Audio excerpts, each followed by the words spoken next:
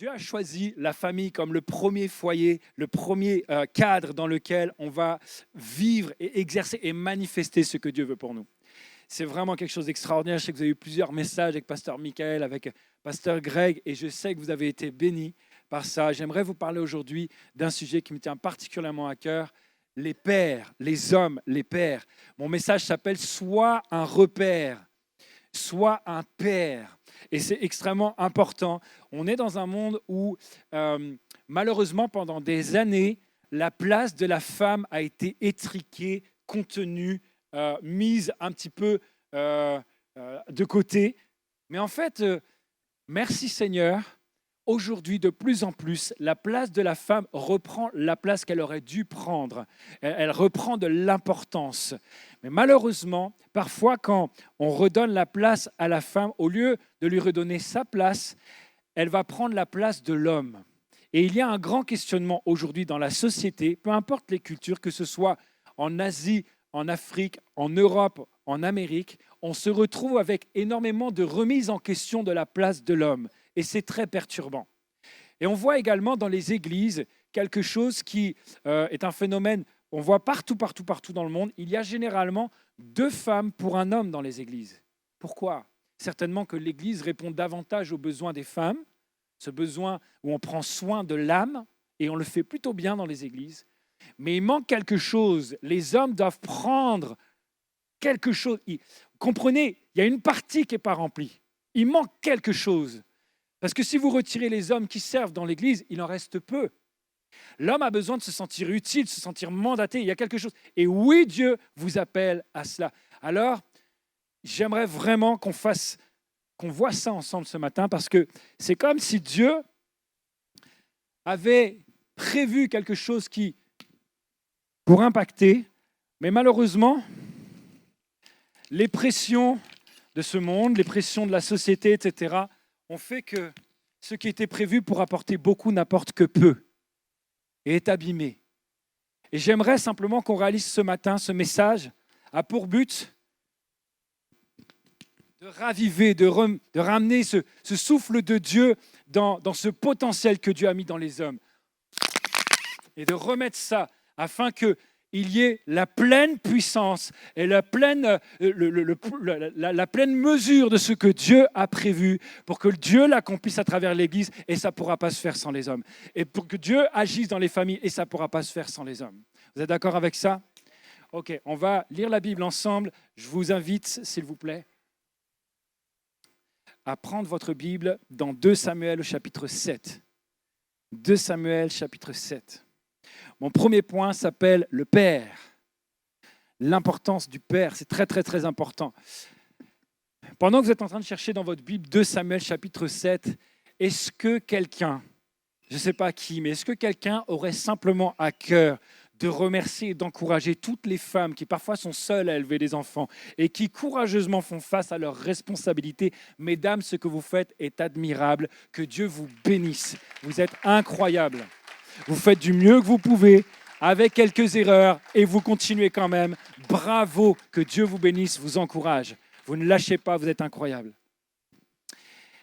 Ok, imaginez quelques instants que Dieu vous dise cette promesse que Dieu a faite en son temps au roi David. Vous connaissez le roi David, le roi le plus glorieux d'Israël, le plus grand, souvent qu'on mentionne. Il a écrit une partie des psaumes dans la Bible. C'est extraordinaire. Le roi David, vous vous rappelez David contre Goliath, il a des victoires incroyables.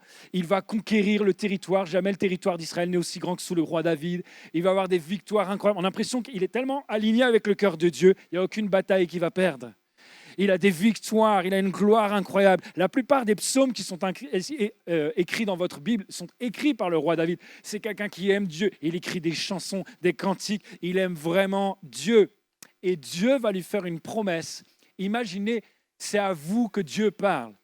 Et voilà ce qu'il est écrit. Ainsi parle l'Éternel, le Seigneur des armées célestes. Je suis allé te chercher dans les pâturages où tu gardais les moutons. Bon, on ne venait pas tous de Bretagne, le roi David non plus, mais Dieu il est capable d'aller nous chercher là où on est. Et j'ai fait de toi le chef de mon peuple. Je t'ai soutenu dans toutes tes entreprises. Je t'ai débarrassé de tous tes ennemis. C'est bien comme promesse. Moi, ça commence bien quand même. Moi, j'aime bien cette promesse. Je te ferai un nom très glorieux comme celui des grands de la terre. Bon, je valide aussi. Ça, je prends. Quand le moment sera venu pour toi de rejoindre tes ancêtres décédés, j'établirai après toi l'un de tes propres descendants pour te succéder comme roi. J'affermirai son autorité royale. Et on continue, et on arrive au dernier verset. Et oui, je rendrai stable pour toujours ta dynastie et ta royauté, et ton trône sera inébranlable à perpétuité. Hey, est-ce que quelqu'un peut dire amen à ça? Quand Dieu fait une promesse, il ne fait pas les choses à moitié. Ça, c'est une promesse. Hey, ça, c'est une promesse. Et 2 générations après, Israël, le peuple d'Israël, le royaume d'Israël se sépare. Et ça tombe à l'eau. Pourquoi? Pourquoi? Il est où le problème? Pourquoi Dieu n'a pas pu accomplir son désir, sa promesse dans la vie et dans la famille de David? Le peuple s'est divisé alors que le trône devait être affermi. Et des rois vont régner qui ne font pas partie de la dynastie de David. Comment ça se fait? Alors qu'il voulait assurer à sa famille. Eh bien, alors que quelques versets plus tard, quand vous lisez, vous allez voir que il y a une séparation qui commence à se faire, une fissure qui commence à se faire. Vous avez dans 2 Samuel chapitre 19, les hommes d'Israël commencent à se faire la guerre et à se disputer avec les hommes de Juda. Et le sujet de la dispute entre les deux, c'est « Non, le roi David, il est plus avec nous qu'avec vous. Non, il est plus avec nous qu'avec vous. » Vous savez pourquoi? Parce que le roi David a quitté son palais, il a quitté Jérusalem parce qu'il fuit devant son propre fils, Absalom. Il y a un problème. À cause de ce problème de famille, la promesse de Dieu va être anéantie. Et tout cela a la même source. C'est que David est un enfant illégitime. C'est un bâtard. Sa maman, lorsqu'il en parle dans le psaume 51, il dit « Voici Dieu, je suis né dans l'iniquité. Ma mère m'a conçu dans le péché. » C'est ça que ça veut dire. C'est pour ça que, par exemple, quand Dieu va rejeter Saül et qu'il envoie le prophète Samuel dans la maison de papa Isaïe, parce qu'il a dit, un de ses fils sera le futur roi. Tous les fils sont là, sauf David. Quel papa fait ça? Comment on peut oublier un de ses fils? C'est pas possible. Sauf s'il est illégitime. Sauf si la maman de David n'est pas la femme officielle de papa Isaïe.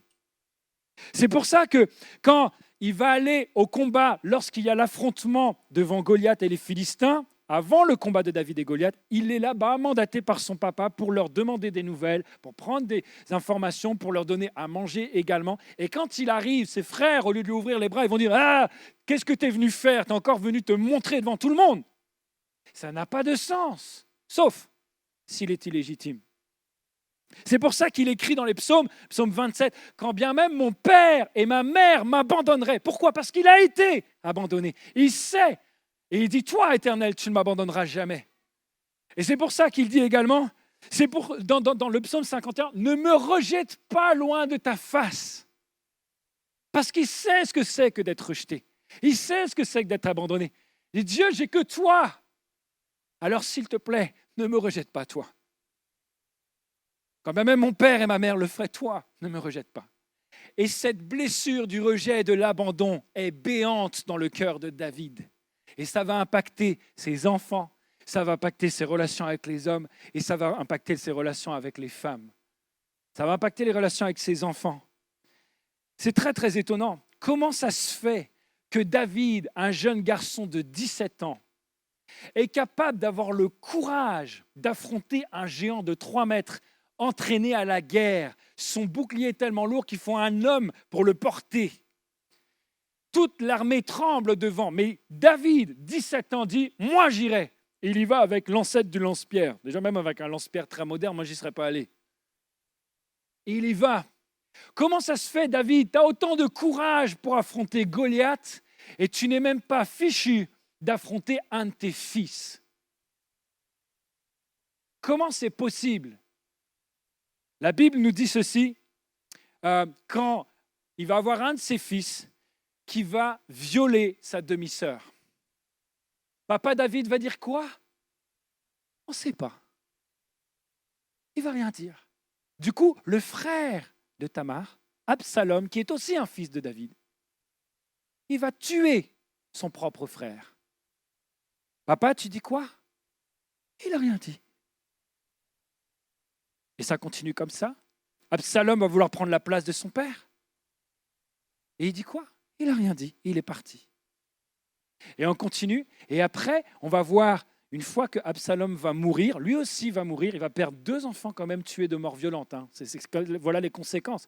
Et quand on arrive à la fin de la vie de David, c'est le moment où Salomon va reprendre, etc. Mais il y a un autre frère qui va vouloir prendre le pouvoir, il s'appelle Adoniya. Et la Bible nous dit, jamais sa vie durant, pendant toute sa vie, son père ne l'avait réprimandé ou ne lui avait dit « Pourquoi fais-tu cela ?» David, là, c'est pas possible. C'est pas possible. En fait, David fait une réaction en miroir. Parce que lui a été rejeté par son propre père, il a dit, il est hors de question que je rejette en quoi que ce soit mes propres enfants. Ils ne vivront pas la même chose que moi. Ce qui est louable, ce qui semble légitime, mais ce qui peut t'amener, lorsque tu es dans cette situation-là, à prendre des décisions dont tes enfants n'ont pas besoin. J'aimerais juste rappeler ceci, je m'adresse aux hommes et pas simplement aux papas qui ont déjà des enfants, parce que, je le dirai un petit peu après, ce message-là est pour tout le monde. On a besoin de cela. Dieu a dit à Abraham, et il lui a donné son mandat, alors qu'il n'avait pas encore d'enfant. Abraham, ça veut dire père élevé. Donc Dieu a appelé Abraham, père élevé, père d'une multitude avant même qu'il ait l'enfant. Nous, messieurs, nous avons ce mandat. Ça ne dépend pas de notre capacité à avoir un enfant. C'est une mission pour l'homme d'être un père, de transmettre, de confier, de donner un cadre pour prendre des risques. Le problème, c'est que papa David ne le fait pas parce qu'il a trop peur que ses enfants vivent la même chose qu'il ait vécu. Et à chaque fois que vous avez ce type de réaction-là, il faut veiller à ce qu'elle soit équilibrée. Elle ne l'est pas. David, tu es leur papa et tu les aimes et tu as toute capacité pour les recadrer comme ils ont besoin sans les rejeter. Mais lorsque la peur motive tes actes et tes réactions, la peur t'amènera rarement à faire de bons choix. Ça va aussi modifier ses relations avec les hommes. Comment David, qui va être capable d'être loyal envers Saül, qui le rejette injustement, il a toujours été loyal, David, toujours, à plusieurs reprises alors que David le poursuit pour le tuer. David aura l'occasion de se venger. Il ne le fera jamais. Vous vous rappelez, il va couper une partie de son manteau. Il va dire, Saül, mon père, Saül, Dieu m'avait livré entre tes mains, mais j'ai refusé de le faire. Et Saül va dire, mon fils, tu as toujours été bon et loyal envers moi, pardonne-moi. Et il va se repentir jusqu'au moment où à nouveau la jalousie va revenir dans son cœur. Et ça va être ainsi comme ça. Comment David, tu peux être autant loyal envers quelqu'un de méchant comme ça? Et aussi déloyal envers l'un de tes plus fidèles compagnons, Uri.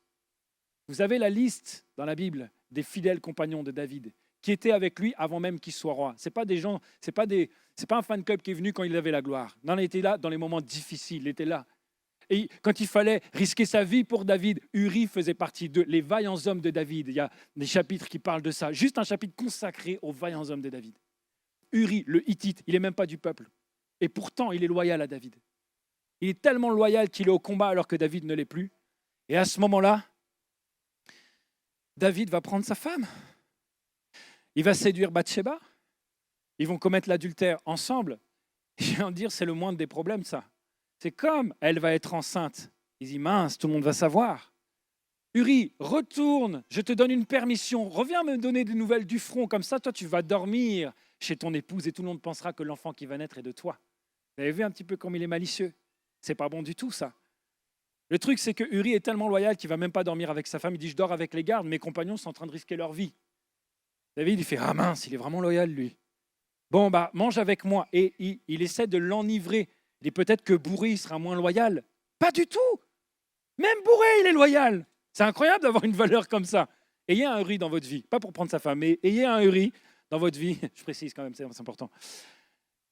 Ayez un Uri dans votre vie. Et le gars est tellement loyal que David n'arrive pas à le manipuler.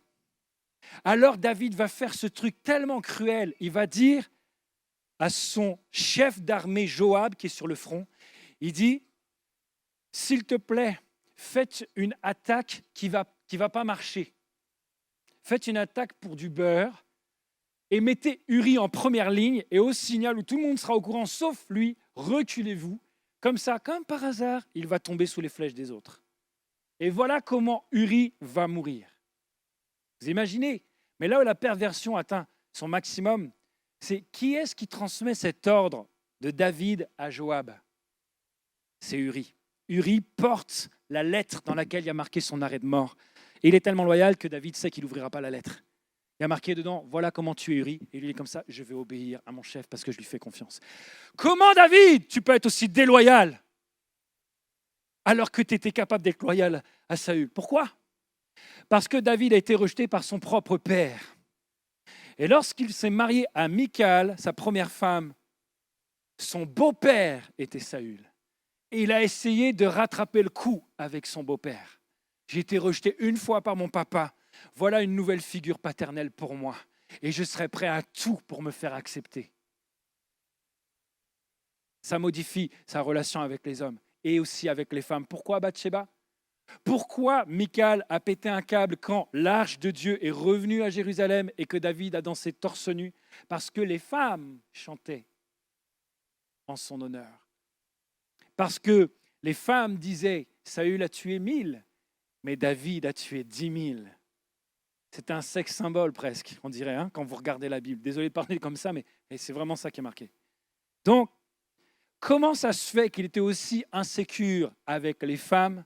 Parce qu'il avait besoin, lui qui avait été rejeté, de se rassurer sur sa capacité à être aimé. Et son moyen, c'était de séduire. Beaucoup d'hommes qui ont eu l'absence du père essaient de se rassurer. Ils vont chercher l'approbation d'une figure paternelle. Ils vont tout faire pour l'impressionner, quitte à faire n'importe quoi d'ailleurs. Et beaucoup d'hommes qui n'ont pas eu de figure paternelle vont essayer de se rassurer sur leur capacité à être aimés en séduisant. Ce qui les intéresse, c'est même pas de construire un foyer, c'est de séduire. Et c'est pour ça que vous avez des hommes qui vont de personne en personne. Parfois, certains jouent avec ça, ils l'assument complètement, certains autres en souffrent et ils n'arrivent pas à changer. Parce que le problème est toujours là. L'insécurité est toujours là, la fissure est toujours béante. Ça a également évidemment des conséquences au niveau des femmes, mais vraiment, je vais être focalisé au niveau des hommes. Alors, malgré les psaumes, les victoires, la réussite, David a perdu sa famille. Il y a des moments où, même si tu réussis dans ton travail, même si tu réussis dans ton ministère, je me prêche à moi dedans, il y a un moment où tes enfants, ils n'ont pas besoin d'un pasteur, ils ont besoin d'un papa. Il y a un moment où tes enfants, ils n'ont pas besoin d'un chef d'entreprise avec plein de succès et c'est génial que tu y arrives. Je suis vraiment content pour toi et continue d'y arriver, s'il te plaît. Mais ils n'ont pas besoin d'un chef d'entreprise, ils ont besoin d'un papa. Et il y a un moment où ta femme a besoin d'un époux.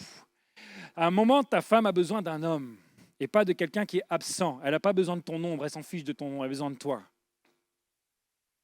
Et ça, c'est quelque chose de très important parce que si jamais, en fait, David a manqué d'un père et il n'a pas su en être un. Et il y a un cercle vicieux qui est là où on reproduit ce que l'on a vécu. Mes amis, on est là ce matin parce que Dieu veut péter ça. Il veut changer la donne. Il veut inverser la tendance.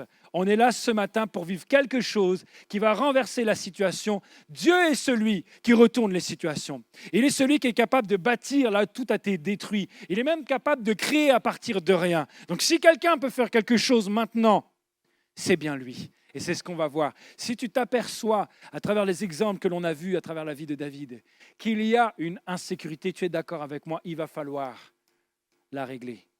Ne reste pas avec tes insécurités, s'il te plaît, parce qu'un père, c'est ce qu'on a vu le grand 1, est un repère. Ça, c'est mon grand 2. Quel est l'impact d'un père? Je vais faire assez rapidement. Et il y a les résultats d'une étude aux États-Unis qui a été faite, mais qui reflète la société actuelle, pas simplement aux États-Unis. Vous retrouvez la même chose en Europe, mais également en Afrique, en Asie, on a ces mêmes principes qui sont là. Les chiffres seront certainement différents, mais sensiblement les mêmes. Ok, comme j'ai dit tout à l'heure, la paternité, je le répète, ce n'est pas le fait d'avoir un enfant. Vous vous rappelez, Abraham, père élevé, il n'avait même pas encore un enfant. C'est le fait d'être un homme, c'est le fait d'assumer la responsabilité de l'homme. C'est ça, être un père. Je peux ne pas avoir d'enfant et être un père pour les personnes que je vais former dans le cadre de mon travail. Je peux être un mentor, je peux être quelqu'un. On a ce mandat-là de la part de Dieu. On a besoin de relever des défis, on a besoin de grandir. Si notre vie n'a pas de défis, nous les hommes, vous êtes d'accord avec moi, on s'ennuie un petit peu. Mais il y a des fois, ça fait tellement longtemps que tu t'ennuies que tu t'en rends même plus compte. C'est devenu normal. On a besoin de ça. J'ai besoin de ça. Qu'est-ce qu'apporte un homme, un père? Un homme apporte un cadre qui permet une prise de risque responsable. C'est pour ça que lorsqu'un enfant va naître dans un foyer avec un papa absent, on va avoir deux types de comportements qui vont se dégager. Premier type de comportement, il est élevé par une maman qui fait de son mieux et qui est formidable, mais qui est surprotectrice. Et du coup, on va avoir des enfants qui vont grandir en étant réfractaires à la prise de risque. Ils ne vont jamais prendre de risques. Ils vont avoir peur de beaucoup de choses. Ils seront même peut-être des fois dépendants du très longtemps. Et ils ne vont pas progresser ou développer ou grandir dans leur autonomie. Alors que c'est ça le mandat d'un parent pour un enfant. Ils n'arriveront pas. Parce qu'il leur manque ce regard sécurisant, cette confiance, ce cadre également, pour leur dire, si tu fais ça, vas-y, voilà les dangers, mais voilà comment tu peux les affronter. Et ce n'est pas une question d'intelligence au niveau des femmes, c'est une question que, c'est bête, hein, mais la voix grave de l'homme et le regard du papa, il y a un truc dedans. Je sais pas, Dieu l'a créé comme ça. Et ça nous fait du bien. Enfin, la voix grave, moi j'ai semi-grave, ça marche aussi. L'autre attitude, je ne sais pas pourquoi vous rigolez, je ne sais pas si je dois vraiment le prendre bien. Seigneur, tu m'aimes quand même. Deuxième chose, l'autre attitude, c'est qu'on va avoir des personnes qui, comme ils n'ont pas le cadre qui leur permet de prendre des risques de manière responsable, qu'est-ce qu'ils vont faire? Ils vont prendre des risques de fou. Ils passent leur temps à faire des choix avec des conséquences déplorables. Ils sont abîmés jour après jour par des prises de risques inconsidérées, mais ils continuent. Il leur manque le cadre.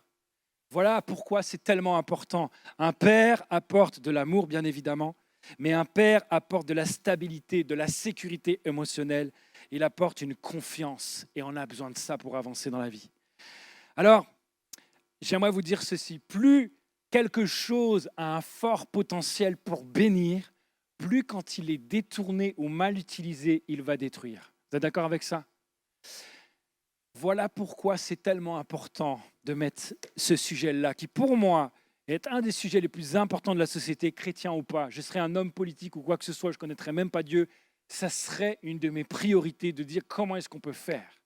Non pas d'être juste là à faire la masculinité au-dessus. Non, équilibrer, chacun à sa place, très important. Alors, là, voilà le résultat de l'étude. Et j'aimerais, messieurs, mesdames aussi, mais messieurs, j'aimerais que vous preniez conscience de la grandeur et de la noblesse de votre appel. Les pères présents aident leurs enfants à mieux réussir à l'école. En l'absence d'un père, il y a 2 fois plus de risques de redoubler, d'être en échec scolaire et même de décrocher de l'école. Les pères présents, vous aidez votre famille à sortir de la pauvreté. Cette étude montre que 47% de plus de risques de vivre dans la pauvreté en l'absence d'un père. Les pères présents aident leurs enfants à ne pas aller en prison. 85% des jeunes actuellement en prison ont grandi dans un foyer sans papa. 85%. Les pères présents aident à briser l'absence qui se répète de génération en génération. Il y a certaines cultures en particulier qui sont plus marquées encore par ça, mais c'est des générations de mamans solo, mamans célibataires, pères absents tout le temps. Non, les papas, ils sont tout le temps absents et les mamans, elles sont toujours solo. Quand un père devient présent, ça met une rupture et ça enclenche pour les générations d'après un nouveau modèle. Les pères présents réduisent l'usage de drogue et d'alcool. 75% des jeunes présents dans les centres de désintoxication, de réhabilitation aux États-Unis sont issus de foyers sans papa. Les pères présents stabilisent la santé émotionnelle. Les enfants qui ont grandi dans un foyer sans père ont 2 fois plus de risques de faire des tentatives de suicide. 90% des jeunes qui fuguent proviennent de foyers sans père. 90%. Les pères présents réduisent les comportements négatifs. Voilà ce que vous pouvez faire également, même sans vous en rendre compte, juste en étant là. Voilà ce que ça fait, c'est incroyable. Plus la qualité de l'implication des pères est élevée, plus les problèmes de comportement, qui soient internes ou externes, sont réduits. Les pères présents soutiennent les femmes enceintes. Les femmes enceintes qui n'ont pas le soutien du père ont 48% de risque de fausse couche. Presque un risque sur 2.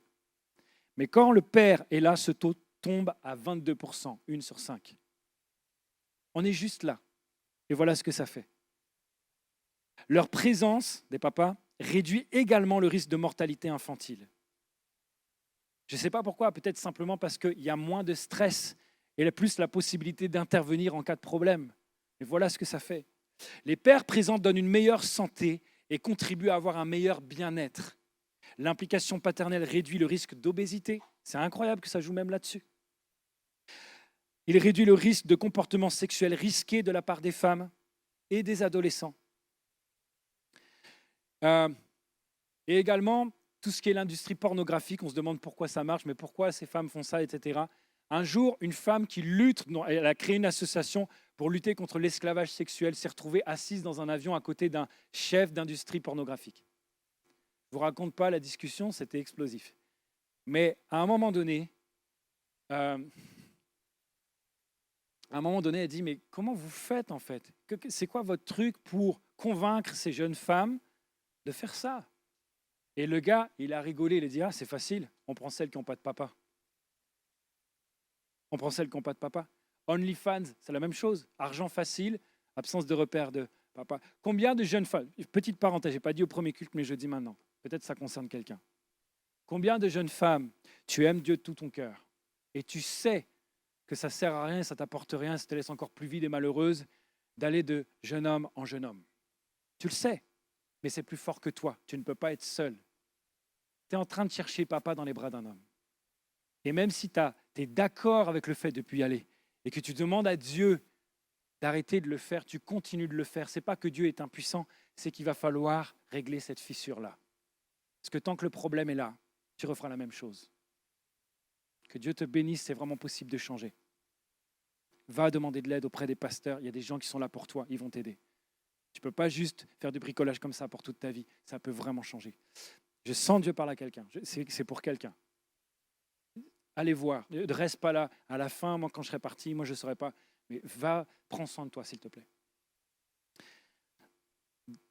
C'est aussi pour ça qu'il y a tellement de questions sur le genre et l'identité sexuelle. Aujourd'hui, c'est obligatoire quasiment qu'au collège ou au lycée, au moins tu te poses la question, est-ce que je suis homo ou pas? Est-ce que je suis bi? Ah tiens, je vais essayer, etc. Est-ce que je suis trans? Ce sont des questions qui deviennent logiques et banales. Et même, c'est plus que ça, c'est obligatoire. Parce que trop de personnes se la posent et du coup, tout le monde met ça sur les réseaux. Et ça devient normal de se poser cette question-là. Et il y en a qui naissent et qui vont vraiment se poser la question. Mais la plupart n'ont pas besoin de se la poser. Pourquoi? Absence de père, absence de repère. On a besoin de ça. Moi, je suis prof par ailleurs. J'ai une de mes élèves qui est en train de devenir un garçon. Et il y aura de plus en plus. Et je ne suis pas là en train de dire « Hey, c'est une pêcheuse, c'est un pêcheur, je ne sais pas. » Mais non! Comment ça se fait qu'elle en arrive là? Qu'elle en ait à se poser ces questions-là, à prendre cette décision-là? On est perdu, on a besoin d'avoir un repère. Et merci Seigneur, parce qu'on n'a pas tous grandi dans les mêmes foyers avec les mêmes chances. Il y en a, vous avez grandi sans papa. Il y en a, vous avez grandi avec papa. Il y en a, vous avez grandi avec papa qui a vraiment géré. Et d'autres avec papa qui n'a pas du tout géré. Et d'autres, on ne sait pas trop. Ça dépend.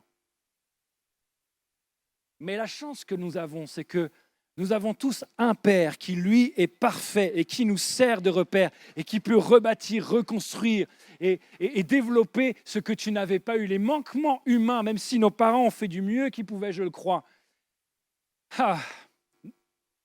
ne nous empêcheront jamais de bénéficier de la perfection de Dieu et de son amour à notre égard. Que Dieu te bénisse. La dernière chose que j'aimerais dire, c'est que les pères présents soutiennent la vie spirituelle. Écoutez ça. Dans une famille, lorsque la maman se convertit en premier, les enfants ont environ 30% de chances de se convertir. Lorsque le papa se convertit en premier, ce taux passe à plus de 80%. Messieurs, vous avez une mission. Nous avons une mission. Ce que Dieu a déposé en nous est grand et noble. Ce n'est pas possible d'être résigné, de ne pas le voir. Ce n'est pas possible de laisser ça de côté. Dieu nous appelle à quelque chose de grand. Pas pour nous montrer plus que les autres, mais c'est un fait. Et il faut qu'on l'assume, parce que si on ne l'assume pas, on ne retroussera jamais les manches pour le faire. Et Dieu t'appelle, Dieu nous appelle à cela. La question, c'est comment transmettre sécurité et confiance quand nous-mêmes on en manque.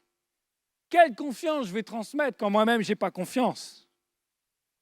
Qui est-ce que je vais pouvoir sécuriser alors que moi-même je suis perdu dans mes propres insécurités? Et voilà mon troisième point. Retourne au Père.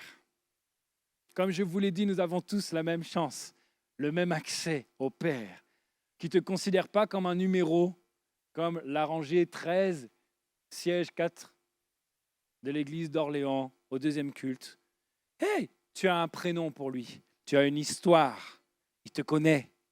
Quand même tes parents n'ont pas voulu de toi et tu étais, c'est horrible, un accident.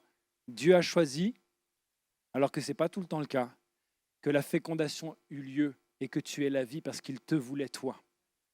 Donc tu as un Père qui t'aime.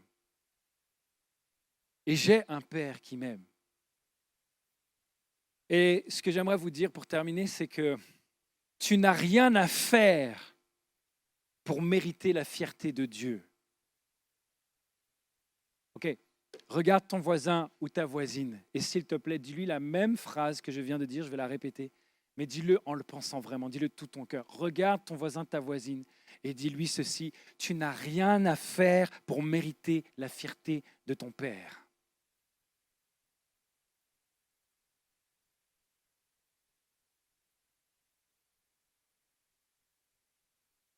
Jésus, viens m'aider s'il te plaît.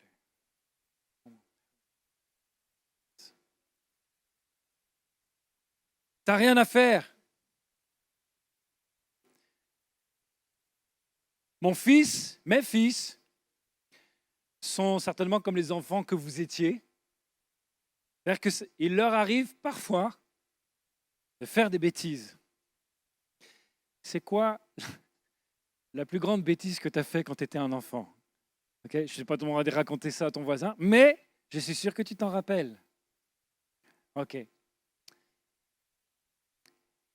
Mes fils sont beaux faire des bêtises, ça n'arrive pas à changer l'amour que j'ai pour eux. Ce n'est pas ce qu'il a fait qui fait que je lui donne de l'amour, c'est ce qu'il est, c'est mon fils. Quoi qu'il fasse, c'est mon fils. Quoi qu'il fasse, je suis son père. Et il y a un amour dans mon cœur pour eux que personne ne peut éteindre parce que je suis leur père. Comment peux-tu accepter cette idée-là et ne pas accepter le fait que Dieu t'a donné la vie et qu'il t'aime au moins autant que ça? Dieu t'aime comme un fou et ça ne dépend pas de ce que tu fais, ça dépend de ce que tu es. Regardez, au début du ministère de Jésus, pour commencer tout, Jésus va prendre son baptême. Vous vous rappelez de ce moment-là? Une colombe, le Saint-Esprit descend sur lui comme avec une colombe, d'accord? Et qu'est-ce qui se passe? Dieu parle et sa voix retentit. Qu'est-ce qu'il va dire? Tu es mon fils bien-aimé. Qu'est-ce qu'il a accompli Jésus? Rien, il va commencer. Tu es mon fils bien-aimé en qui j'ai mis toute mon affection. Écoutez-le. Tu es mon fils, tu vas faire des choses, tu vas parler, écoutez-le. Il y a quelque chose que Dieu a déposé sur nous, les gars. Et ça ne dépend pas de ce qu'on peut faire. Et le problème, c'est que bien souvent, on essaye de réparer qui on est, qui a été blessé à cause d'une absence ou quoi que ce soit. On essaie de réparer nos insécurités et ce que nous sommes par ce que nous faisons. Et on va en faire des tonnes pour appeler à l'aide, pour se rassurer sur notre capacité de séduire, pour accomplir. Et ce qui nous importe, ce n'est même pas ce qu'on est en train de faire, c'est d'accomplir plus que les autres, pour qu'on sorte du lot et que papa nous remarque, même si papa il n'est pas là. On a ce besoin de faire pour compenser ce que l'on est, mais ça ne marchera jamais. La clé, c'est l'inverse. Réalise que tu es aimé et que tu es le Fils de Dieu. Et parce que tu es, tu pourras accomplir ce que Dieu t'a donné. C'est la différence entre les deux. Dieu inverse la tendance. C'est parce que tu sais ce que tu es que tu vas... Je dois dire quelque chose. Il me semble que lorsque quelqu'un pense qu'il n'est pas utile, même si son corps est vivant à l'intérieur, il est mort. Si quelqu'un pense qu'il n'est pas utile, homme ou femme, mais plus particulièrement les hommes, si un homme pense qu'il est inutile, il est mort. Il est mort. Si la place de l'homme est méprisée ou mal placée, on est en train de faire perdre son utilité à l'homme. Les célibataires, on travaille beaucoup avec les célibataires. Il y a des femmes qui sont courageuses, qui s'assument et qui font face à tout ce qu'elles doivent faire toutes seules. Mais parfois, elles confondent le fait d'être indépendante et d'être autonome. Sois autonome, mais pas indépendante. Tu te demandes pourquoi tu es restée toute seule, tu es en train de montrer à tous les hommes que tu n'as pas besoin d'eux. Et un homme qui ne se sent pas utile, il ne va pas venir te voir. Tu dois accepter d'être vulnérable alors même que tu es forte. Okay? Vous comprenez ce truc-là?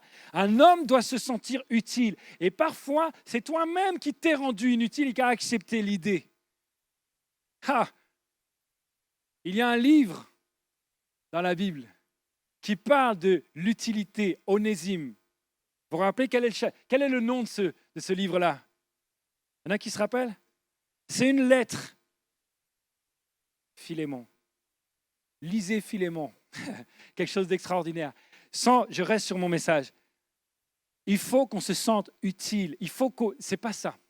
Il faut qu'on réalise quelle est notre utilité dans le plan de Dieu. Ce que Dieu t'a fait pour quelque chose. Et le moment où ta vie redevient alignée avec ce que Dieu avait fait pour toi, mon ami, toutes les choses pour lesquelles tu pries depuis des années et qui sont bloquées vont se débloquer. Et je ne le dis pas légèrement, je le pense vraiment. C'est une réalité. Il y a des choses, mais même qui n'ont rien à voir dans ton travail, qui sont bloquées. Il y a un plafond de verre, il y a quelque chose qui... Le moment où tu alignes ce que tu es avec ce que Dieu dit de toi, oh, ça va changer les choses. Ça va changer les choses. J'aimerais vous partager quelque chose pour terminer. J'aimerais demander à l'équipe de louange de venir me rejoindre.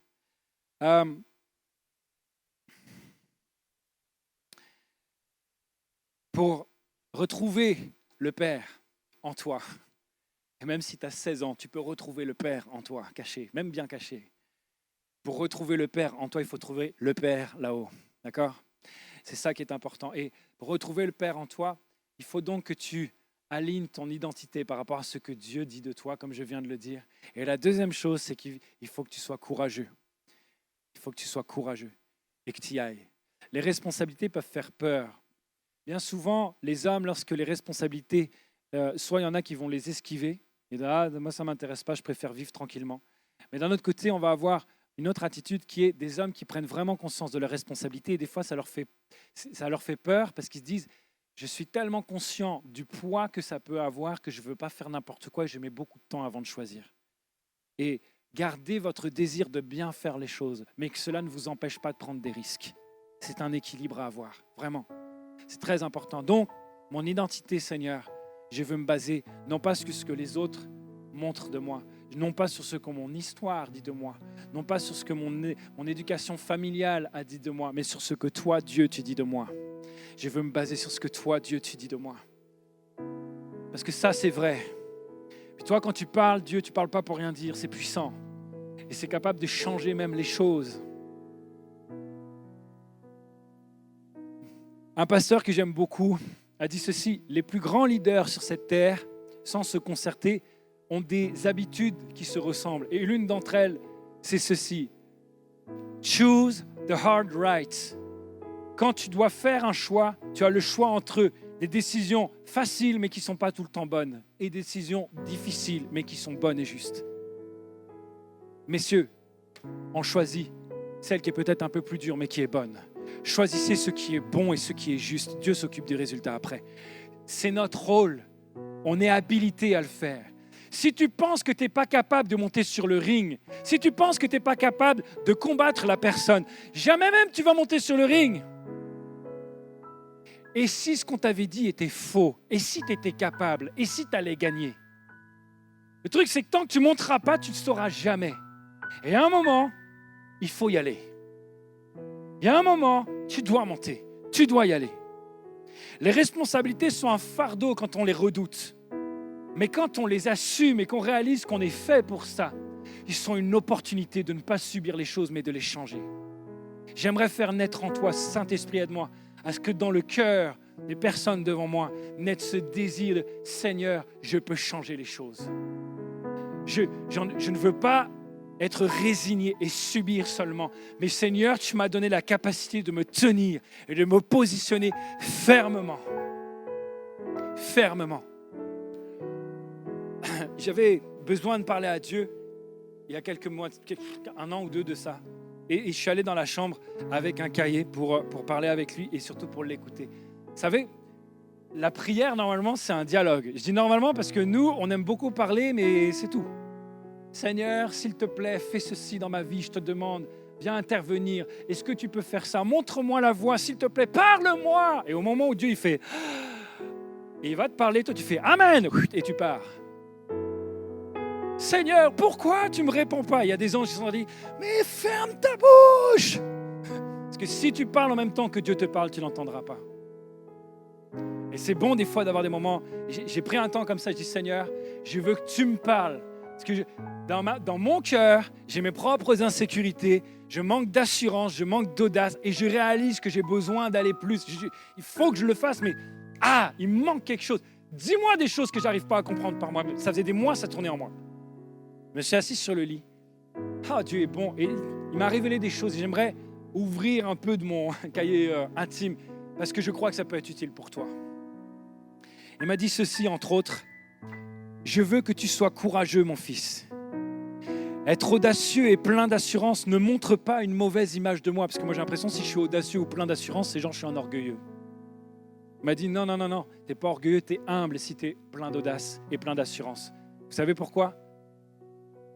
Parce que pour pouvoir être plein d'assurance, ça veut dire que tu te bases sur ce que Dieu dit de toi. Tu te bases sur quelque chose de plus solide que toi-même. Et si tu te bases sur ce que Dieu dit de toi, ça veut dire que tu renonces à ce que toi tu disais de toi. Donc être plein d'assurance, c'est de l'humilité.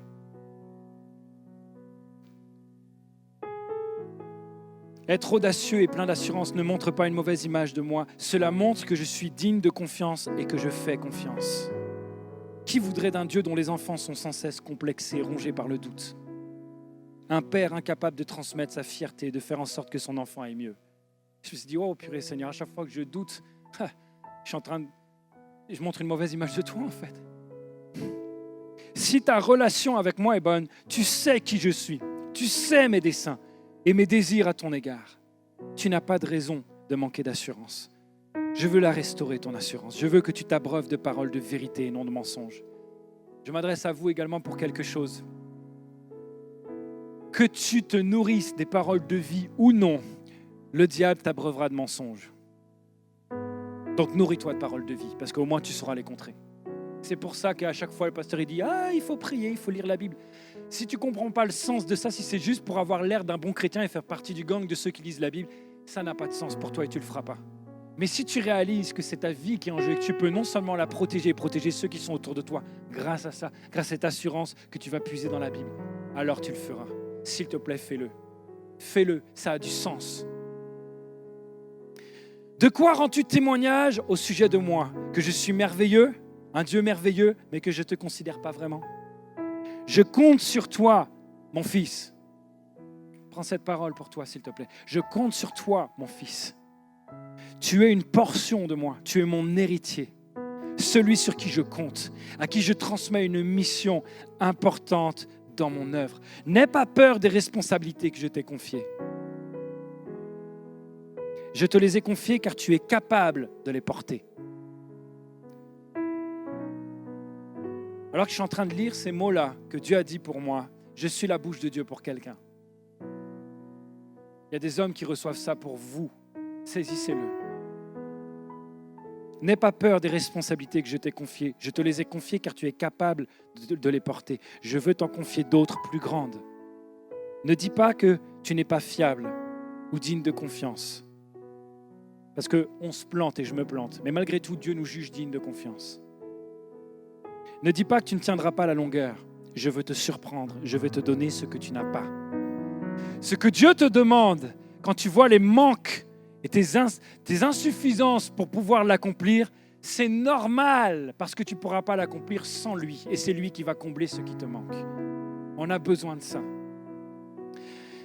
Il m'a dit, cesse de te poser des questions. Et il dit, cesse de te poser des questions. Pose-moi les questions. Ah, mets-moi dedans. Relève la tête, avance sur le chemin que j'ai tracé devant toi. Je t'aime. Je t'aime, mon fils. Je t'aime ma fille aussi, mais je t'aime, mon fils. J'aimerais m'adresser aux femmes particulièrement pour terminer ce message. Vous avez un rôle important. Vous avez besoin d'être protégés, sécurisés par l'homme. Et voilà ce qui se passe. Lorsque Adam et Ève étaient dans le jardin et qu'il y a eu la chute, le serpent qui présente le fruit et qu'ils en ont mangé, qui a péché en premier? Tout le monde dit que c'est Ève qui, la première, a fait quelque chose que Dieu avait défendu de faire. Et c'est exact. Mais avant Ève, Adam, qui était là juste à côté, qui avait pour mission de la protéger, a été le premier à ne pas faire quelque chose que Dieu avait dit de faire. Et à cause de ça, la Bible dit, les désirs de la femme se porteront sur son mari. Ce n'est pas le désir sexuel, mais il dominera sur elle.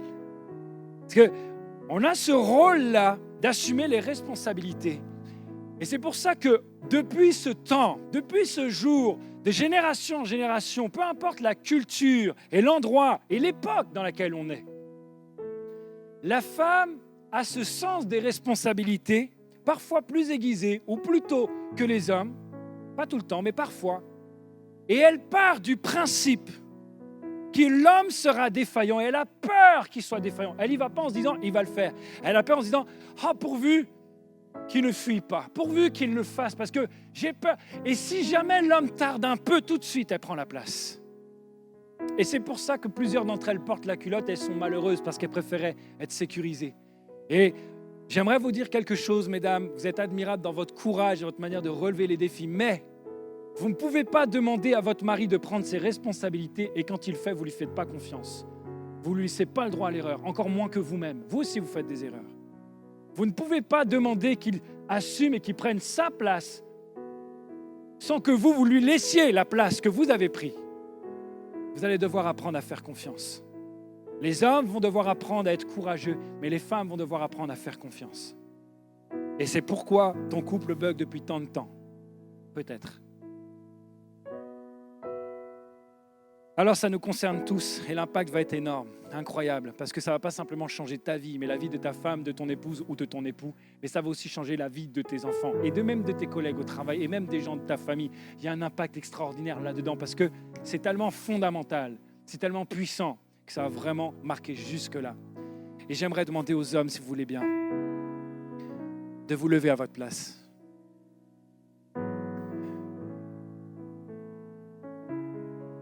Mesdames, regardez autour de vous. Voici les fils du roi des rois. Regardez autour de vous. Il y en a, ils ont 14 ans et demi et ils sont dans cette salle. Et tu es le fils du roi des rois. Il y en a, il a 81 ans et tu es le fils du roi des rois. Et on oublie trop comment Dieu nous regarde. Il n'y a pas de mot plus fort que le regard fier d'un papa sur celui de son enfant. Ceux qui sont papas, vous savez ce que ça veut dire parce que vous le ressentez dans votre cœur. Mais on a tous été enfants. Et quand on l'a vécu, on sait ce que ça fait. J'aimerais, messieurs, que vous preniez conscience que Dieu vous regarde avec vos rêves, avec vos accomplissements, avec vos échecs, avec vos faiblesses et vos gros plantages. Et quand il vous regarde, il est fier de vous. Parce que vous êtes ses enfants, vous êtes ses fils. Réalise que tu es le fils de Dieu et qu'il t'aime parce que tu es son fils. Pas parce que tu l'as impressionné, parce que tu es son fils. Il t'aime. Et j'aimerais qu'on termine ce moment avec une prière que les femmes vont faire pour les hommes. Mesdames, levez-vous s'il vous plaît. Dieu a donné une capacité à la femme, c'est que quand tu lui donnes quelque chose, elle le multiplie, elle le fait grandir. Une semence dans le ventre d'une femme donne un enfant. Elle a une capacité, elle est une incubatrice. Elle produit quelque chose. C'est extraordinaire ce que Dieu vous a donné. Ça veut dire que là, ce que vous allez prononcer de votre bouche est puissant. Et j'aimerais qu'on prenne un temps de prière dans lequel les hommes vous disiez « Papa, tu es mon Père et je réalise que je suis ton Fils et j'accepte d'embrasser la mission que tu veux pour moi. Elle est noble, elle est grande et je crois qu'avec toi, je vais pouvoir l'accomplir. » Que tu sois introverti ou extraverti, ça n'a pas d'importance. Que tu sois appelé à travailler dans la lumière ou dans l'ombre, ça n'a pas d'importance. C'est vrai pour toi aussi. Messieurs, papa, je suis prêt à faire ce que tu veux de moi. J'accepte de faire face à mes responsabilités. D'accord ? Et alors que vous allez prier ça, messieurs, et accepter ce mandat de la part de Dieu, ou réaccepter. Seigneur, viens guérir l'absence de Père que j'ai eue dans mon cœur. Mais je crois que tu es mon Père et que je n'ai pas besoin de prouver ou quoi que ce soit. Rétablis ce que je suis afin que je puisse accomplir ce que tu veux. Vous voyez, ces prières-là, on va les faire ensemble et vous allez les faire avec vos mots à vous. Et alors que vous allez prier cela, mesdames, si votre mari est là, vous allez mettre la main sur lui, vous allez le toucher, vous allez juste l'accompagner, peut-être les mains sur l'épaule ou donner la main, peu importe, faites comme vous voulez. Mais si jamais il y a des hommes célibataires, des enfants, des plus âgés, ou s'il y a des femmes qui sont toutes seules, etc., il y a des fils de Dieu sur lesquels vous allez pouvoir proclamer des choses. Vous allez proclamer cet enfant sera un père responsable. Et ça a une puissance. Seigneur, fais de ce jeune homme quelqu'un qui t'honorera et qui sera un bon papa. Bénis cet homme, Seigneur. Aide-le à être le meilleur époux possible. Aide-le à être le meilleur papa, le meilleur papy possible. J'aimerais, mesdames, que dès maintenant, des paroles de proclamation sortent de votre bouche et que vous réalisiez que Dieu vous a donné la capacité de les déclarer et qu'elles s'accomplissent et qu'elles seront vraies. Vous avez une responsabilité. Les hommes, élevez la voix pour dire ce mandat que vous acceptez à Dieu. Et mesdames, qu'il y ait un murmure, qu'il y ait une vague de prière qui inonde ce lieu et qui proclame ce que vous voulez pour les générations futures. Alléluia. Prie maintenant. Élève ta voix maintenant.